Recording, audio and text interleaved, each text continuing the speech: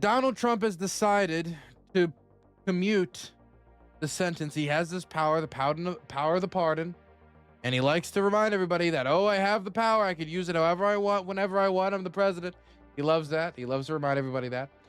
And he has decided to use it once again to commute the sentence of one of the most guilty men that have ever guiltied, Representative George Santos, who served just a few months out of his 7-year prison sentence. Trump said his commutation would release Santos from prison immediately. He would immediately be leaving prison. He found this out from prison television after other inmates saw it. He was then quickly contacted, and then he walked out of the prison.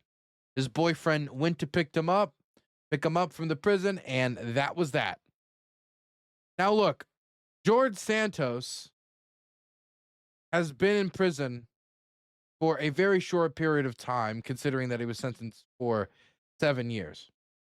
7 years. It's quite a chunk of change to get just a few months for. Commute a sentence. I think that he's really transformed in some way. Let me give you guys some of the thinking behind this commutation of his sentence. Mind you, this guy has been found guilty of wire fraud. George Santos was like taking the credit cards of other Congress people and like charging them. He lied about everything from his work experience to his college experience to his mother's experience around 9/11. And this is somebody who then doubled down on that identity theft, doubled down on committing wired fraud, doubled down on stealing from his colleagues. Oh my God. I mean, like the way he abused the campaign finance system. Like, this is somebody who was steeped in criminal activity. But listen to Donald Trump's thought process as to why he was pardoned. Of course, one of Santos's lawyers said, Joseph Murray, God bless President Donald J. Trump. In April, when Santos was sentenced to jail, a judge told him, "You got elected with your words, most of which were lies." He reportedly cried in court and begged for forgiveness, saying, "I cannot rewrite the past, but I can control the road ahead." Prosecutors argued that the novice politician had lied about his background and misused campaign funds to finance his lifestyle, including, by the way, OnlyFans subscriptions. He used campaign funds for pussy. Like, there's a boldness to it that you must admire. In his post, Trump justified the move. This was Trump's justification. Trump justified the move by criticizing another Democratic lawmaker, Senator Richard Blumenthal, which he accused of fabricating his military service. Basically, he says, look, this guy exaggerated his military service. So now, just because George Santos said his mom died on 9/11 when she wasn't anywhere near 9/11, and lied about his work history, and lied about his college history, and lied about his basic life facts, and engaged in a little bit of wire fraud and stole from his colleagues and used campaign funds to pay for pornography. That doesn't mean that he should face consequences. This is far worse. This is a quote from Donald Trump. This is far worse than what George Santos did. And at least Santos had the courage and conviction and intelligence to always vote Republican. Let me read that again.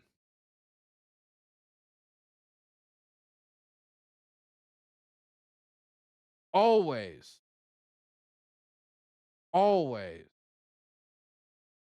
have the courage to always vote Republican. What does that say to you? Mind you, he doesn't tell me that or tell you that his crimes were not crimes. I just signed a commutation releasing George Santos from prison immediately. Good luck, George. Have a great life. It's like, yippee! Woohoo! Yay! Go Team George Santos! Go Team George Santos. That's the vibe that comes from this. There's no justification for what he did. He just says, other people have lied too. And since other people have lied, it's okay that you lied. We'll also forget about all these other crimes that you did. Don't worry about it. And why? Oh, it's because you always vote Republican. So it's not based off of his innocence. It's not based off of some type of, oh, he's had some come to Jesus moment where now he knows the error of his ways. It is, you voted the right way, you get commuted. Mind you, Donald Trump, after his campaign promised they would not pardon violent criminals once he got into office, pardoned all of the January 6 rioters, including violent criminals that after he pardoned got into shootouts with police.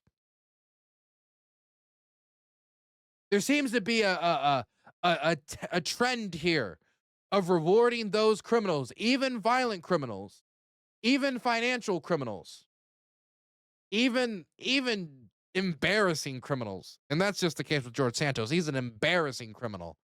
Oh, my mom died in 9/11 in order to get sympathy to win an election. It's pathetic. Of course, also disrespectful to actual victims of 9/11, but it's also terribly pathetic that he did not think he was interesting enough in order to win an election on his own. And so now George Santos is making the media run, saying how sorry he is and how he deserves forgiveness and XYZ. And, you just have to judge him for who he is now. Here's his most recent media appearance, which he immediately started doing once leaving prison. Immediately out of prison, instead of like taking a week to just chill and like play games or just like, just go out have a drink or something. He decides, let's get on the television. A lot of people on Friday when he commuted the sentence of former Congressman George Santos. Santos was 3 months into a 7-year sentence for wire fraud and aggravated identity theft. Here with me now is former Congressman George Santos. Thank you so much for being here. First, tell us about the conversation that you had with President Trump after he commuted your sentence.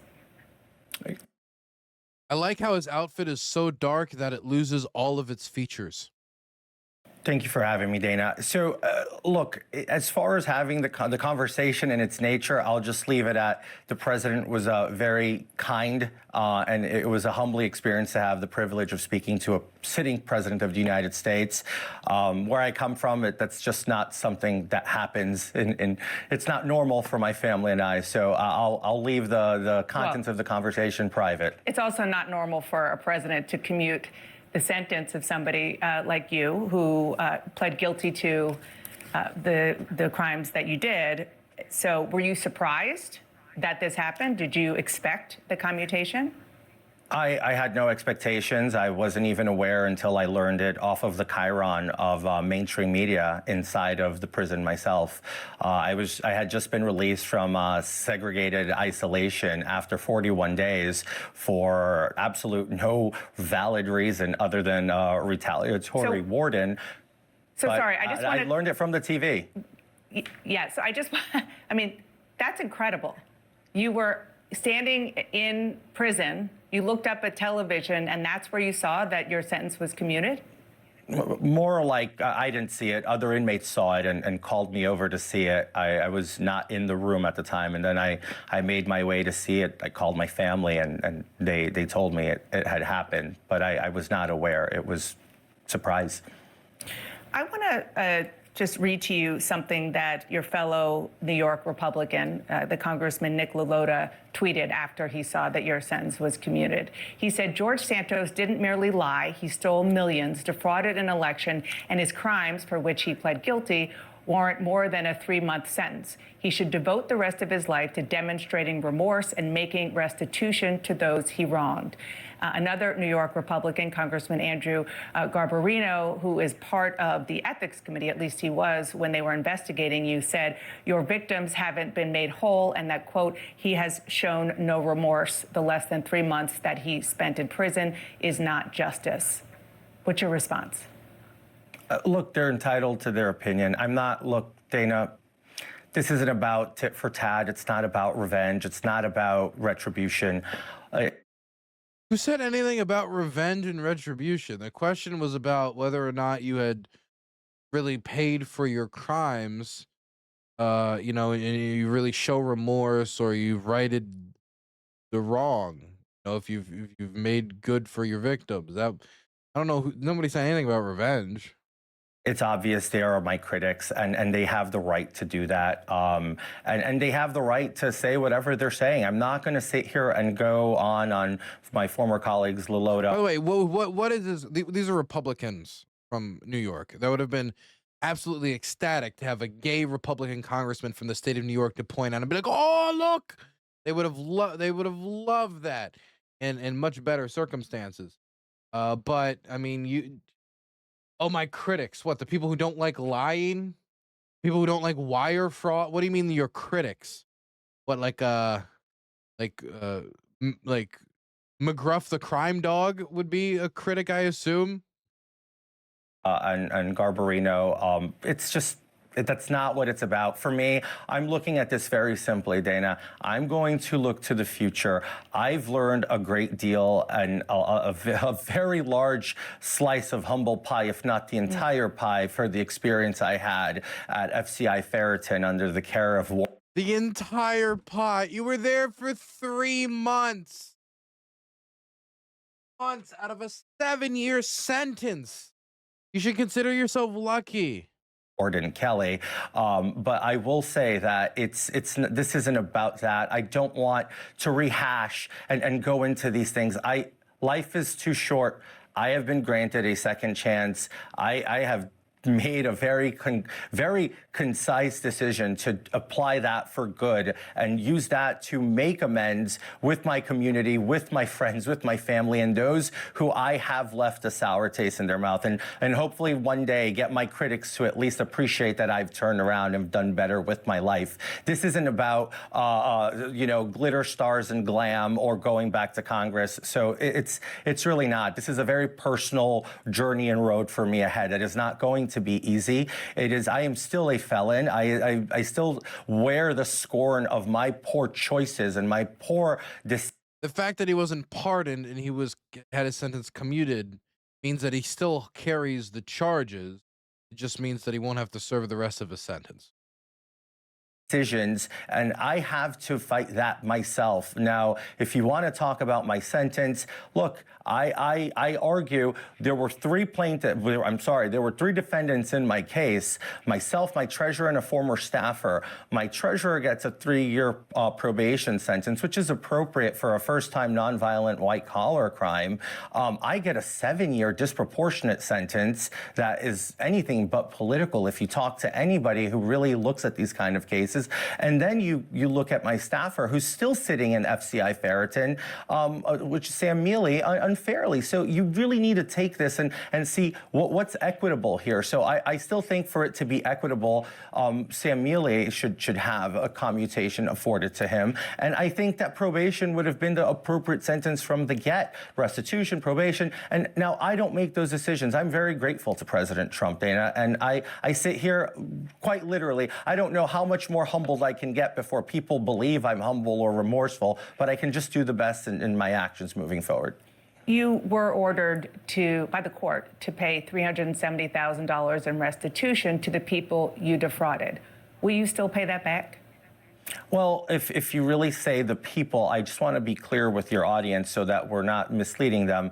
85% of that really goes into the investment made into my campaign for polling and TV ads and literature by the National Republican Congressional Committee. The investment was made to win a race. I won that race. There was no fraud there. This is a case we argued with the Use funds to purchase OnlyFans access. Whether or not you won does not remove the fact that that is not a prudent use of campaign resources. I bet he didn't even ask the OnlyFans boy to vote for him. I mean, if the OnlyFans guy is in your district and you get balls with your vote, then I mean, okay, maybe We'll get some wiggle room here, okay? We'll fiddle the tax documents. But I have a hard time believing. Prosecution, but they needed to inflate the numbers in order to make. I think I was muted that whole time. I think I was muted that whole time, wasn't I? L.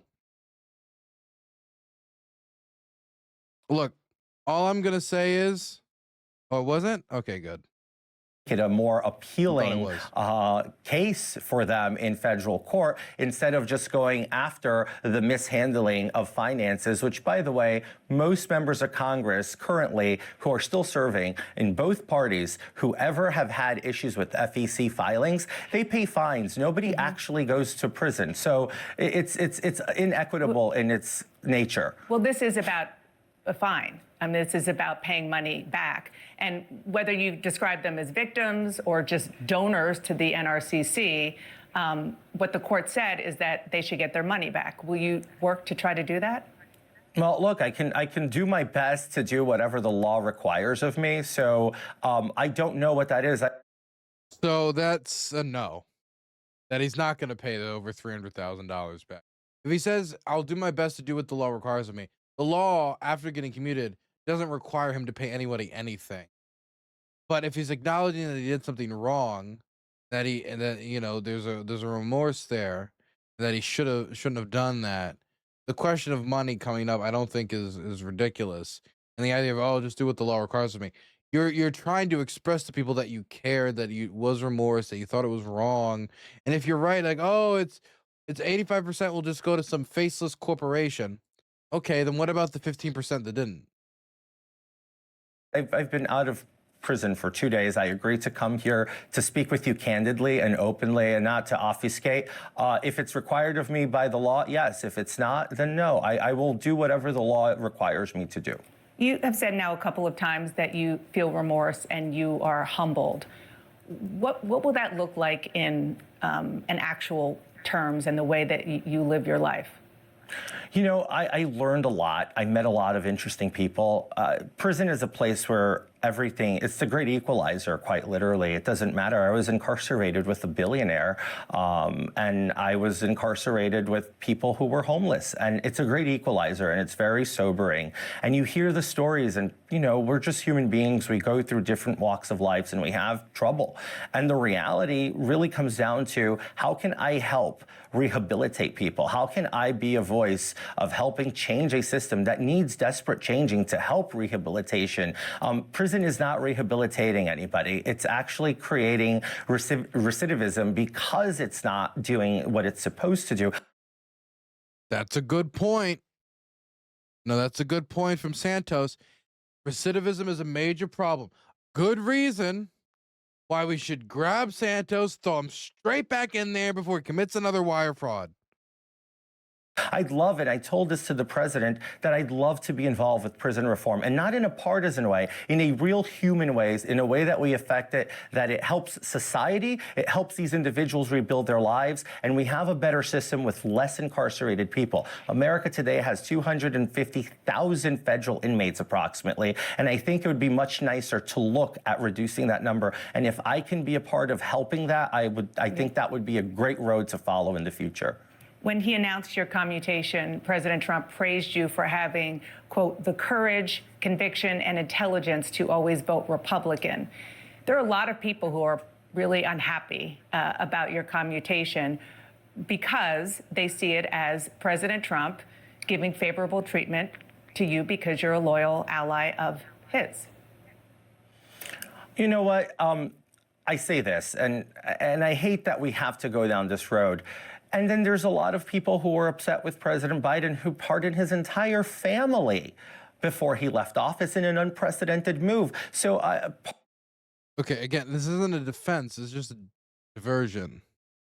pardon me if I'm not paying too much attention to the curl clutching of the outrage of my critics and of the people predominantly on the left who are going to go out there and try to make a big deal out of something like this. It is known that presidents have the power of the pardon and the clemency, which are plenary, and they're extended at their will. President Biden. Santos sucks. Yeah, I don't think I'm going to vote for him. I don't think he's won my trust. and his son after he said he wouldn't. I didn't see outrage. I mean, some of your colleagues, there was to some their outrage. credit, there was some outrage because there was a lot of people literally licking their wounds because they had said, you see, he's magnanimous and he's not going to do it. He's all about the right thing. So he lied. So I'm not going to debate this, but I'm going to say, look, there's always going to be critics. People are going to like me. People are going to hate me. It doesn't matter whoever gets clemency in the future or whoever that person might be. I'm pretty confident if President Trump had pardoned Jesus Christ off the cross, he would have had critics. So that. You just get your sentence commuted for wire fraud, theft.